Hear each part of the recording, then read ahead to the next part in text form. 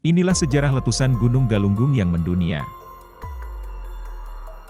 Gunung Galunggung Tasikmalaya, Jawa Barat, terakhir kali meletus pada 5 April 1982 hingga 8 Januari 1983. Saat itu menghasilkan cendawan tinggi berwarna hitam, ketinggiannya diperkirakan mencapai ketinggian 10 km. Kepala Ikatan Ahli Geologi Indonesia, atau IAGI Jabar, A. Jumarma Wirakusuma, menuturkan letusan Gunung Galunggung menyebabkan pesawat terbang British Airways melakukan pendaratan darurat di Jakarta. Hal tersebut dilakukan karena salah satu mesin jetnya ada yang mati akibat kemasukan abu vulkanik. Letusan Gunung Galunggung juga mendunia karena mengganggu pesawat, kata Jumarma saat ditemui di sela seminar geologi di Bandung, Jawa Barat, Selasa, 14 Februari 2012. Waktu Gunung Galunggung meletus pada 1982, kenang Jumarma, dirinya baru saja menjadi PNS sebagai staf Badan Geologi Kementerian Energi dan Sumber Daya Mineral atau ESDM. Saat itu banyak PNS yang langsung diterjunkan untuk mengatasi letusan Gunung Galunggung. Letusan Gunung Galunggung pada 1982 itu memang termasuk besar dan lama, yakni hingga 9 bulan. Letusannya menghancurkan kubah lava yang terbentuk sejak terakhir kali meletus pada 1918. Akibat letusan, muncullah air yang membentuk danau. Adanya danau ini membuat efek bahaya letusan tersendiri. Jika Gunung Galunggung meletus, air danau yang terjadi pada tahun 1956 lalu memiliki air 7,8 juta ton meter kubik itu, akan mendidih karena dipanaskan lahar yang berada di bawahnya. Berdasarkan pengalaman letusan di Gunung Kelut pada tahun 1919 yang menewaskan 3.000 orang, Gunung Kelut memiliki danau yang airnya menjadi mendidih karena material mengakibatkan letusan. Sehingga pasca letusan tahun 1982, mulai dilakukan proses pengurangan air danau dengan dibuatnya terowongan air yang membuang air danau ke Sungai Cikunir.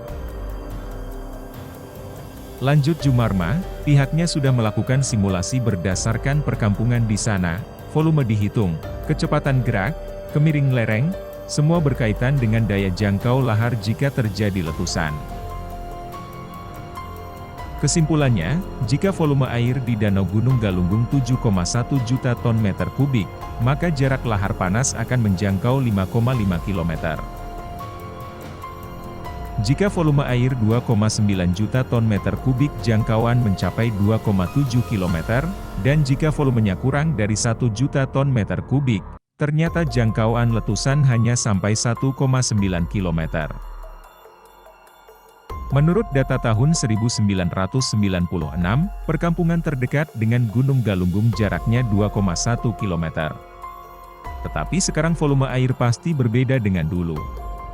Endapan materialnya bisa lebih besar, ungkapnya.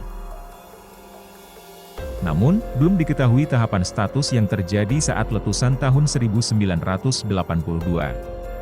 Pasalnya, waktu itu penghitungan dilakukan secara manual, berbeda dengan saat ini yang memiliki alat-alat canggih untuk mengukur aktivitas gunung berapi. Kronologi letusan dilakukan berdasarkan pantauan warga, khususnya aparat desa yang menyampaikan laporan ke Badan Geologi. Saat itu laporan terjadinya gejala letusan Gunung Galunggung mulai terjadi sejak Oktober 1981 hingga Januari 1982. Dalam 4 bulan sebelum ledakan saat itu, sudah terjadi gempa. Pada April 1982 suasana di Cipanas atau Puncak sudah terjadi beberapa kali getaran, jalanan menuju Puncak juga tampak bekas tembakan-tembakan vulkanik yang berceceran. Sedangkan suasana di sekitar gunung juga terasa panas.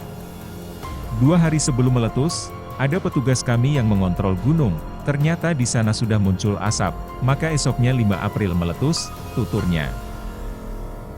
Proses terjadinya Gunung Galunggung sebenarnya terjadi sejak 4.000 tahun lalu. Pembentukan gunung api tersebut berawal dari letusan besar dari Gunung Guntur atau kini namanya Galunggung. Jumarma menuturkan, pihaknya telah melakukan pemetaan geologi Gunung Api Galunggung dengan sumber dari material Gunung Galunggung seperti bebatuan akibat letusan 1981-1982. Dari material tersebut, pihaknya berhasil menemukan urutan pembentukan Gunung Galunggung. Dulunya Gunung Galunggung adalah gunung gede yang puncaknya Kawah Guntur, ini beda dengan Gunung Gede di Garut, tuturnya. Kawah Guntur merupakan tempat magma, di kawah tersebutlah berlangsung pembentukan lava atau lahar galunggung, termasuk pembentukan awan panas jika nantinya meletus. Pada 4.000 tahun lalu, terjadi pelencengan magma ke Kawah Guntur hingga melenceng ke bagian timur tenggara. Selain itu, terjadi retakan di bagian atas tubuh Gunung Galunggung.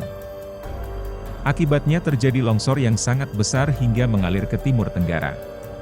Longsoran vulkanik tersebut membuat Kawah Guntur menjadi menjorok keluar. Hal itu membuat letusan hingga membentuk awan panas. Longsor yang membentuk magma ke arah timur tenggara itu membentuk perbukitan Sapuluh Rebu yang berada di Tasikmalaya.